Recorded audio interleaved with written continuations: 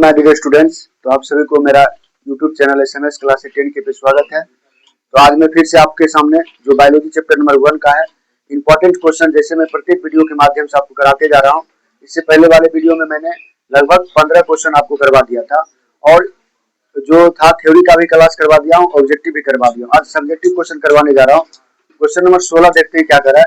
इससे पहले वाले वीडियो मैंने 15 क्वेश्चन करवा दिया, कृपया आप लोग जाकर के देख लीजिएगा, ठीक है। क्वेश्चन नंबर 16 आपका कह रहा है कि दीर्घरोम क्या है।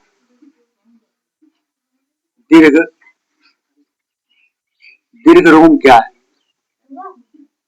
दीर्घरोम क्या है? दीर्घरोम क्या है? दीर्घरोम क्या है? उसके बाद करा कि इसके कार्य लिखें। इसके कार्य लिखें। इसके कार्य लिखें।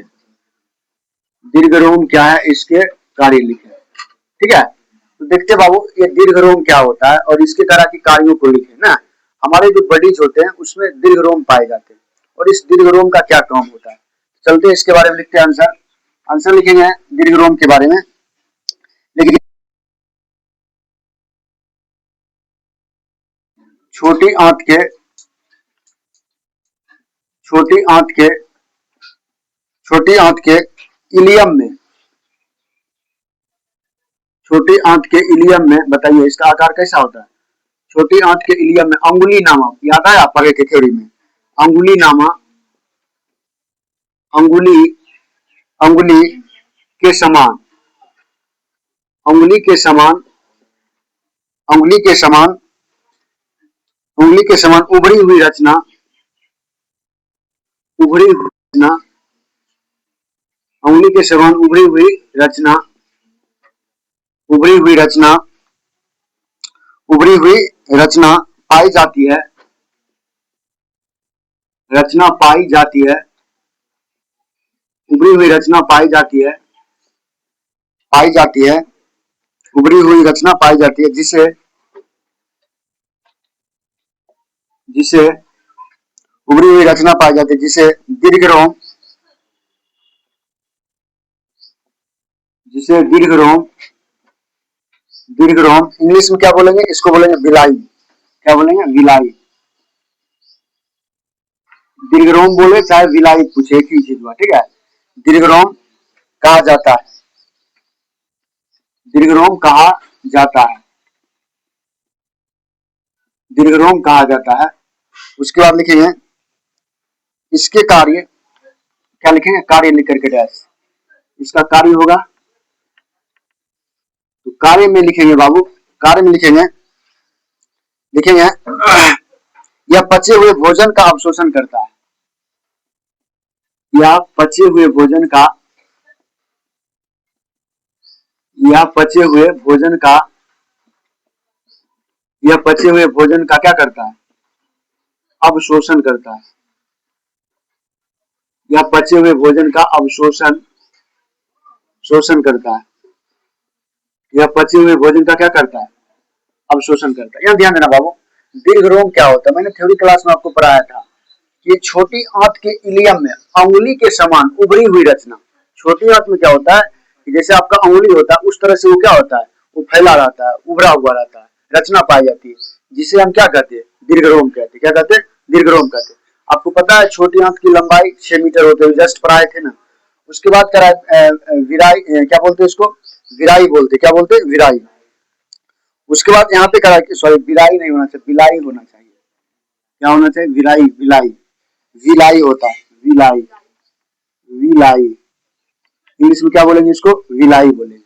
तो यहाँ पे कह रहा है कि दीर्घरोम जिसको इंग्लिश में विलाई कहा जाता है, इसका कार्य यह है कि पचे हुए भोजन का अवशोषण करता है। जब आपका पूरी तरह से क्या करता है, भोजन पच जाता है तो उसका वो क्या करता है? अवशोषण करता है। क्या करता है? अवशोषण करता है। चलिए अगले प्रश्न की ओर चलते हैं। Question number 17। क्वेश्चन नंबर 17 आपका कह रहा है कि सजीवों के मुख्य 4 लक्षण लिखे। सजीवों के सजीवों के मुख्य सजीवों के मुख्य 4 लक्षण लिखे। 4 लक्षण लिखे।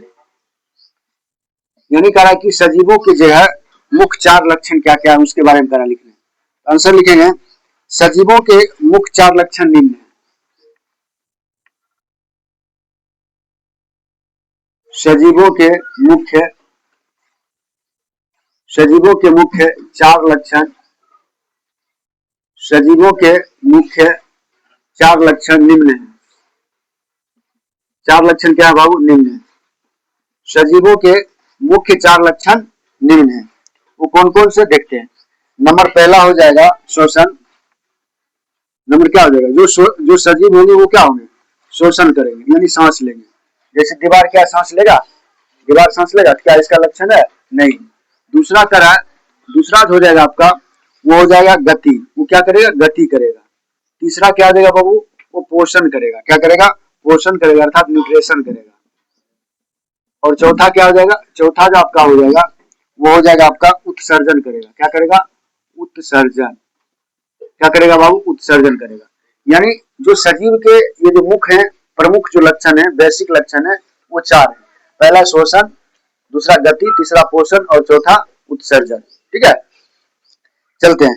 अब आगे लिखेंगे बाबू कि पीत क्या है। अगला प्रश्न क्या हो जाएगा? पीत क्या है। क्वेश्चन जो अगला हो जाएगा आपका वो हो जाएगा पीत क्या है। पीत क्या है? पीत के बारे में भी पढ़ाए थे आपका, हरा रंग का होता है ना। देखिएगा पीत क्या है। पीत क्या है? कह कि मनुष्य के पाचन तंत्र में इसका क्या महत्व है। मनुष्य के पाचन तंत्र में, मनुष्य के पाचन तंत्र में, मनुष्य के पाचन तंत्र में इसका क्या महत्व है। इसका इसका क्या महत्व है? इसका क्या महत्व है यानी समझिए। कहा कि पीत क्या होता है और मनुष्य के पाचन तंत्र में ये क्यों पाया जाता है, इसका क्या महत्व है, इसका क्या इंपॉर्टेंस है। ठीक है, तो लिखेंगे आंसर इसके बारे में। आंसर लिखेंगे पीत हल्के, पीत जो होता है लिखेंगे पीत हल्के, पीत हल्के हरे रंग का, पीत हल्के हरे रंग, हरे रंग,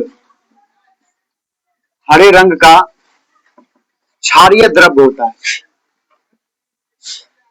क्षारीय द्रव्य होता है। क्या होता है बाबू? क्षारीय द्रव्य होता है। पढ़े थे पीत के बारे में। जो यकृत की कोशिकाओं,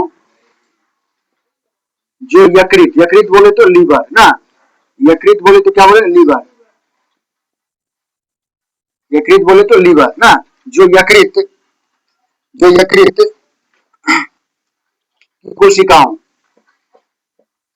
यकृत की कोशिकाओं, यकृत की कोशिकाओं से स्रावित होकर, से स्रावित होकर,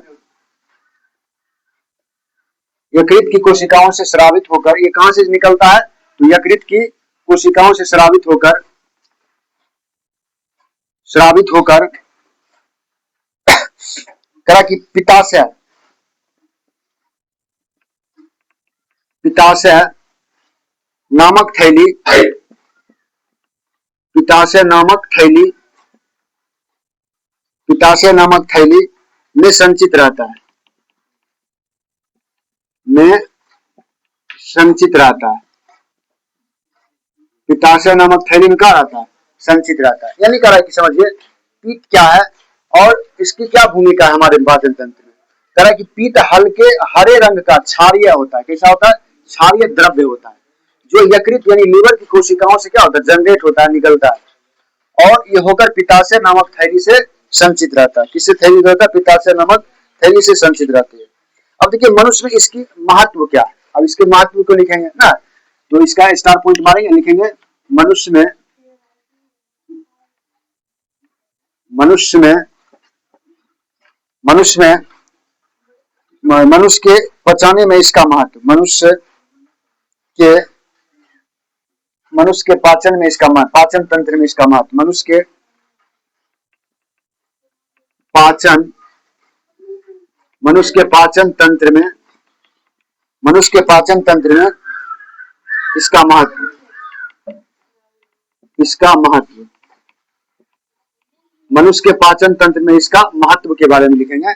यानी कह रहा है कि इसका जो मनुष्य के पाचन तंत्र में इसका क्या महत्व है, किसका महत्व, तो पीठ का। ठीक है, तो पहला पॉइंट लिखेंगे नंबर फर्स्ट में, नंबर फर्स्ट पॉइंट लिखेंगे, यह भोजन के अम्लीय, यह भोजन के, यह भोजन के अम्लीय, यह भोजन के अम्लीय काइम, यह भोजन के अम्लीय काइम की अम्लीयता, की अम्लीयता, की अम्लीयता को समाप्त, अम्लीयता को समाप्त, अम्लीयता को समाप्त कर उसे क्षारीय, उसे क्षारीय बनाता है। उसे कैसे बनाता है, क्षारीय बनाता है, ताकि अग्नाशय, ताकि अग्नाशय, ताकि अग्नाशय, अग्नाशय, ताकि अग्नाशय रस, अग्नाशय रस के एंजाइम, के एंजाइम, अग्नाशय रस के एंजाइम उस पर आसानी से, उस पर आसानी से, उस पर आसानी से, उस पर आसानी से क्रिया कर सके, उस पर आसानी से क्या कर सके, क्रिया कर सके, उस पर आसानी से क्रिया कर सके। ध्यान देना बाबू, क्या कर रहा है, कह रहा है कि यहाँ पे मनुष्य में पाचन तंत्र में इसका क्या महत्व है, किसका बारे में हो रहा है बात, किसके बारे में बात हो रहा है, पीठ के बारे में ना। तो कह रहा है कि यह भोजन के अम्लीय कायम की अम्लीयता को समाप्त कर देता है, यानी क्या करता है, अम्ल को समाप्त करके उसको क्या करता है, क्षारीय कर देता है, और ताकि अग्नाशय रस के एंजाइम उस पर क्या करे, आसानी से क्रिया कर सके। पॉइंट नंबर 2 लिखेंगे इसके बारे में, पॉइंट नंबर 2 लिखेंगे इसके बारे में, लिखेंगे यह भोजन के वसा का, यह भोजन, यह भोजन के वसा का, यह भोजन के वसा का, वसा का विखंडन एवं, विखंडन एवं, यह भोजन के वसा का विखंडन एवं, विखंडन एवं उसका विघटन करता है, उसका विघटन करता है, उसका विघटन करता है, उसका विघटन करता है। ध्यान देना, क्या कर रहा है, यह भोजन के वसा का विघटन एवं उसका विघटन करता है, कौन, पीठ। ठीक है, समझ गए पीठ के बारे में और महत्व उसका समझ गए। अगला जो प्रश्न लिखेंगे क्वेश्चन नंबर 19 जो हो जाएगा, क्वेश्चन नंबर 19 क्या रखा है समझते हैं। क्वेश्चन 19 कह रहा है कि पाचक एंजाइमों का क्या कार्य है, पाचक, पाचक एंजाइमों,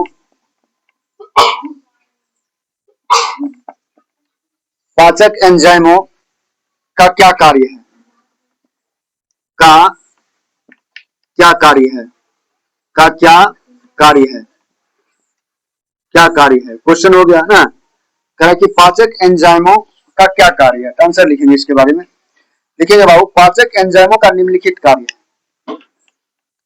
पाचक एंजाइमों का, पाचक एंजाइमों, पाचक एंजाइमों का निम्नलिखित कार्य है, निम्नलिखित, पाचक एंजाइमों का निम्नलिखित कार्य है, निम्नलिखित कार्य है, पाचक एंजाइमों का क्या है, निम्नलिखित कार्य, क्या क्या कार्य देखते हैं।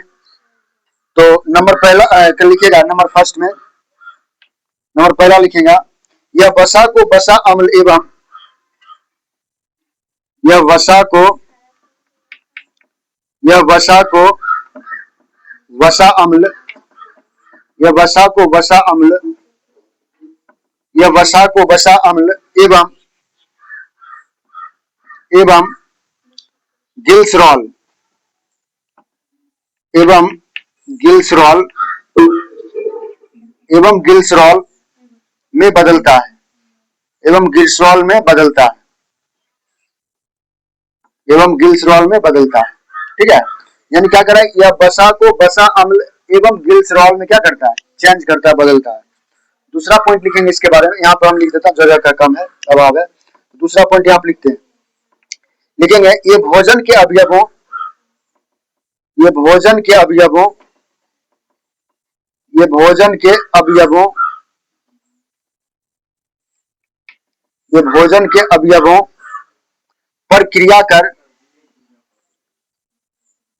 पर क्रिया कर, यह एक लिखेगा, ये भोजन के अवयवों पर क्रिया कर, क्रिया कर उसका, क्रिया कर उसका, उसका विघटन करता, उसका विघटन, उसका विघटन करता है, उसका क्या करता है, उसका विघटन करता है। कहा ये भोजन के अवयवों पर क्रिया कर क्या करता है, उसका विघटन करता है। ये किसका काम है, ये पाचक एंजाइम का कार्य, ठीक है। क्या किसका कार्य बाबू, पाचक एंजाइम का क्या कार्य है, ठीक है। तो ये था आपका एक महत्वपूर्ण, जो ये सब जितना भी प्रश्न है इस चैप्टर से महत्वपूर्ण है, और आपके बोर्ड एग्जाम के लिए भी क्या है, VVI क्वेश्चन है, ऐसे ऐसे प्रश्न पूछे जाते हैं, ठीक है ना। तो अगला प्रश्न फिर क्या करें, अगला प्रश्न क्या करूं, इसको मिटा देता हूं, ठीक है ना। कितने प्रश्न है टोटल, ये 1 2 3 ना, सॉरी 2 3 2 5 प्रश्न, अच्छा सॉरी 3 1 4 प्रश्न है ना। तो ठीक है बाबू, तो ये इंपॉर्टेंट क्वेश्चन है, मैं प्रत्येक अपने कॉपी नोट्स बनाते जाइएगा सब, ठीक है। और इसको याद करते जाइए अभी से, ये आपके जो चैप्टर से भी लिए गए हैं क्वेश्चन, और आपका जो है जो क्वेश्चन बैंक है वहां से भी लिया गया है, और आपके बोर्ड एग्जाम के लिए बहुत इंपॉर्टेंट है ये सब क्वेश्चन, ठीक है। तो बाबू धन्यवाद। अगर ये वीडियो अच्छा लगा हो तो मेरा जो चैनल है उसको सब्सक्राइब करें, बेल आइकन दबा दें, और अपने दोस्तों में ज्यादा ज्यादा शेयर करें। धन्यवाद, फिर से मिलते हैं नेक्स्ट वीडियो के साथ।